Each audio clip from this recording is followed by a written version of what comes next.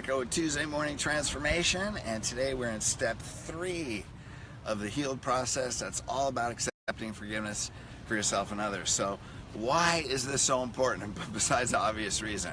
Well, let's go back. Step 1 is honor God within yourself. What's that mean? We're spiritual beings first. When we have that reference point, then we can see things from a higher consciousness. We can interpret the events in our life differently, and we can move past them because the past, P-A-S-T, has passed, P-A-S-S-E-D. Second, when we love, we did this last week, exercising love for yourself and others. When we love ourselves, we can express love to others. Those two things are the foundation for success. See ourselves as spiritual beings so we can move in a higher consciousness. Then we can love ourselves and love others is the foundation for forgiveness. So here we go. Let's go through this. First of all, there's a famous Greek philosopher. His name was Epictetus. And he said, men are not disturbed by the things that happen. They are disturbed by their opinion of things that happen, right? Because it's all a perspective. So if we look at life, we go through pain. Hey, we're not here to judge what you've been through. Everybody has a story.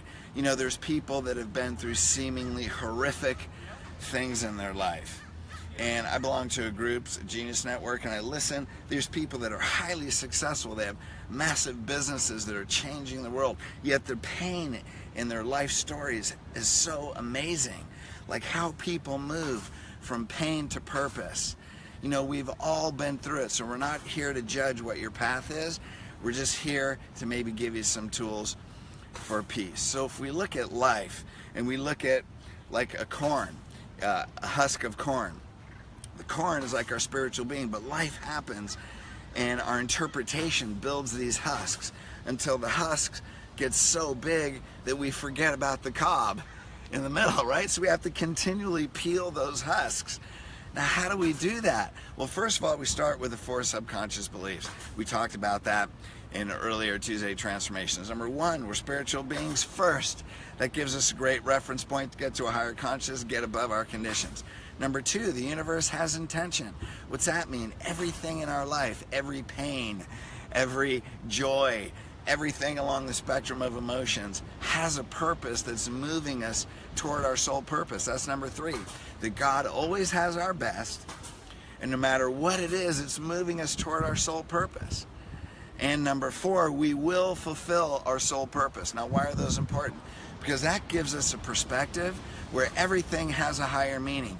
Because when you're in the midst of the pain, you can stop and see that there's probably a gift. Because our greatest pain also can be our greatest joy. I was listening to the story on a Joel Osteen video, which I listen to frequently, and it was telling about a woman in his congregation where she had a teenage son, and he went to this party, and there was an altercation at the party, and this other teenage boy shot him and killed him. He goes out on a weekend night, and he's dead. She never sees him again, right? And so she had all this resentment and anger, which you can't blame her, towards this teenage kid. And he got second-degree murder charge, and she was pissed. He's an animal. He needs to be in a cage. Over 10 years go by. I believe it was 13 years. She becomes a recluse. She can't even look at pictures of her son. And then she decides, I'm destroying my life. I need to let it go. So she wants to go see this boy. Time and time again, he won't see her. Right? And then finally he agrees to see her. She goes to the prison. They embrace, they hug, and they cry. Right to the point where she can feel as she's crying in this embrace that all the anger, all the resentment is pouring out of her. And she's being cleansed by a hug and a cry of her son's murderer. Right? So a couple years later, he gets out of jail. He has nowhere to go. She takes him into her house. After a while, they develop a group that helps mothers that lost their children. So you look at the pain, and then you see the purpose. There's things that are so far beyond our understanding in the moment when we're immersed in the pain that we don't see that this could be our greatest gift. One of my greatest gifts and worst pains was watching my wife die of cancer and take her last breath. I understood that she chose to die and everybody's on their soul purpose. That was so enlightening to learn. That was my greatest lesson in unconditional love. to learn that everybody's on their own soul path, and no matter what you want for them, they're on their own journey. We can't stop it. We can always encourage it, and we can try to understand it, and we can see it from a higher perspective. I have a buddy here, works out in the gym with me. He was a drug addict and an alcoholic, lost his marriage, lost a very successful business. Now what he does is he helps drug addicts and alcoholics, addicted people, get into rehab. So he lost a business, he lost a wife that he loved, but now he's fulfilling a soul purpose on a higher level. He has more joy than the pain of all that stuff that he went through as an addict, where he turned pain into purpose. That's why these subconscious beliefs are so powerful. So when we learn to forgive, forgiveness is a cleansing process, right? It's like your garbage disposal. We pack food in there, and then we turn the garbage disposal on, we run water. Why? Because we're washing it out of there. Imagine if you shoved food in your garbage disposal, that container, right? And you never ran it. You never turned it on, and you never washed water down the drain. You never washed it away. That's us. We're emotional containers. Well, why does your kitchen start to smell? Right? Because there's food rotting in the garbage disposal. Those are all the emotions that we're hanging on to. And so, do you ever have a memory pop up in your conscious mind of something in your past, and you have all this emotion, you have resentment, you have guilt, you have anger? Well, what that's doing is your subconscious mind is telling your conscious mind you're still hanging on to that emotion. That emotional energy is still in your body, and it may be preventing you from, number one, discovering who you are spiritually, being connected to God, and that energy that's stored in your body may be preventing you from reaching your soul purpose. And so we get these memories. And so what we tend to do is we get it, oh God, I don't want to feel that. Push it back, push it back, push it back. Because our resistance is our pain. What you resist, that's what creates pain. That's what creates impoverishment. That's what keeps you stuck at a certain level. Gee, if I just don't think about it, and I can push it back down there and close that door of the vault, right? Lock it in the vault. But how does that vault door keep opening? Like, who has the key to that? Guess what? We do. And so we learn to release, because true forgiveness is releasing the energy from your body. And true forgiveness is forgetting. Now the thing is, we can't change the facts of our life, but we can change. What we can change, we have the power to do, is to change our perception. We can look for the gift and how it moves us toward our soul purpose.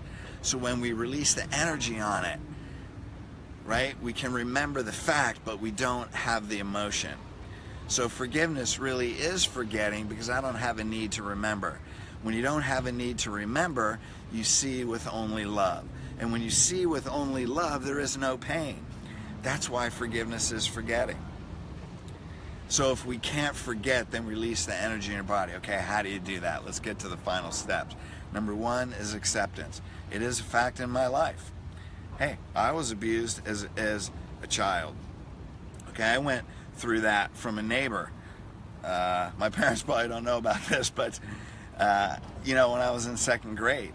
And so I went through life with all that pain, right? But then when I think back, oh my God, I think of that boy that tried to, which it was an attempt, tried to abuse me. I think, man, he has cancer. I don't even think he's alive anymore.